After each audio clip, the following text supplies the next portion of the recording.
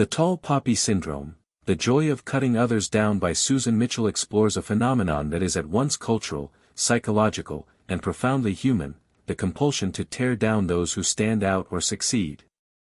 Using Australia as the main backdrop, a country where the term tall poppy syndrome originated, Mitchell investigates how success, ambition, and individuality are often met not with celebration, but with suspicion, resentment, and sometimes outright hostility. Her work blends journalism, sociology, and storytelling to unpack how societies, and individuals, police excellence and punish those who dare to rise too high. The book opens with the metaphor that drives it: in a field of poppies, the tallest one is the first to be cut. In Australia, this metaphor has cultural weight, but Mitchell makes clear early on that this instinct is not unique to one nation. She explores its global relevance, from politics to celebrity culture, and from corporate boardrooms to academic circles. Yet, by focusing on the Australian context, she is able to dissect the phenomenon in its most visible and socially entrenched form, revealing how national identity can intertwine with a deep discomfort around achievement.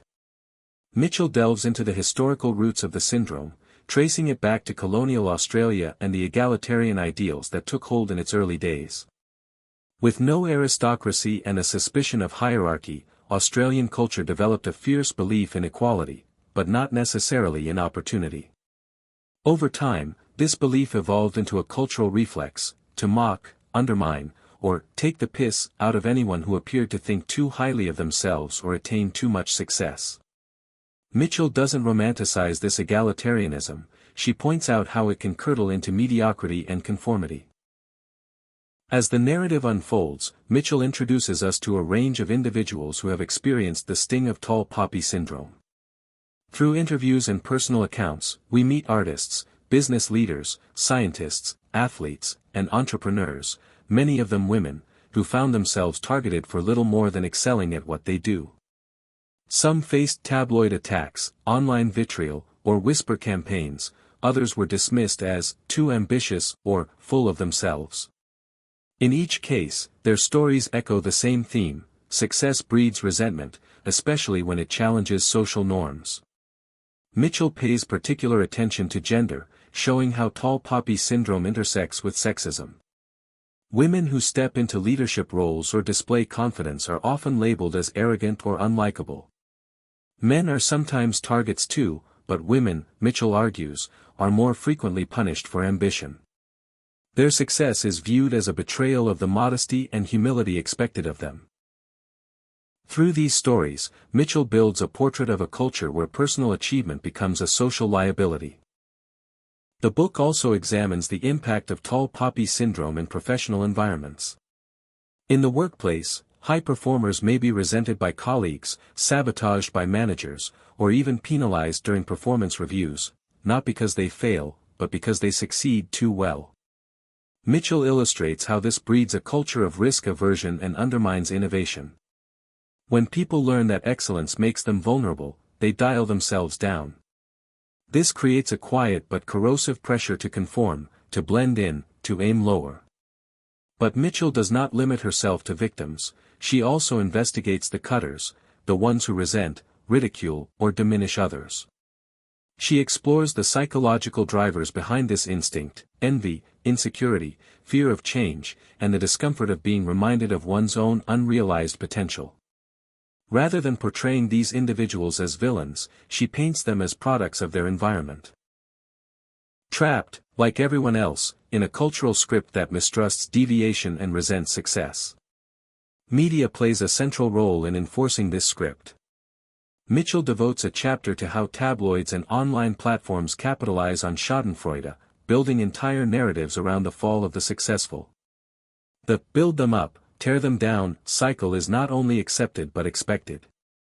This dynamic shapes public discourse, influencing how celebrities, politicians, and leaders are viewed. Public figures are allowed to succeed, but only on the condition that they don't enjoy it too much, and that they are always ready to be cut back down. One of the most moving sections of the book involves the psychological toll the syndrome takes on its targets. Mitchell interviews people who internalized the attacks and dulled their own light, afraid to be seen as too much. The emotional cost, anxiety, depression, imposter syndrome, is real and lasting. Some leave their industries altogether. Others stay but never again aim as high. In these stories, Mitchell shows how a culture's fear of standing out becomes a self-fulfilling prophecy. We don't just discourage greatness, we lose it. Yet, despite its critical tone, the book is not without hope.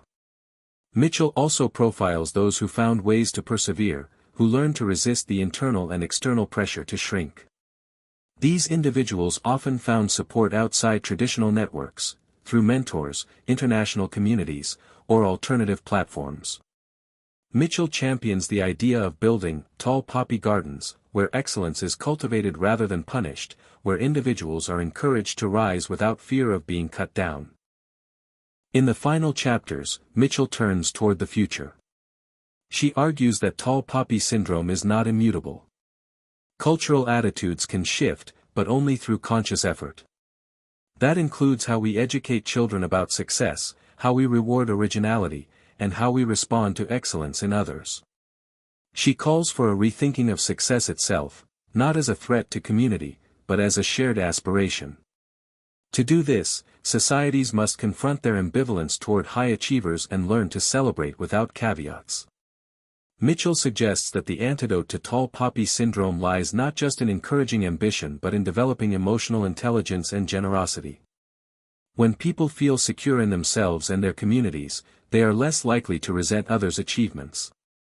Fostering empathy, cooperation, and individual worth are key to creating cultures where everyone can flourish, not just a few brave outliers. By the end of the Tall Poppy Syndrome, Mitchell has taken the reader on a cultural autopsy of a social pathology that quietly dictates how we live, work, and relate. She reveals the invisible costs of a culture that punishes ambition and proposes a new model, one rooted in shared success, rather than shared mediocrity.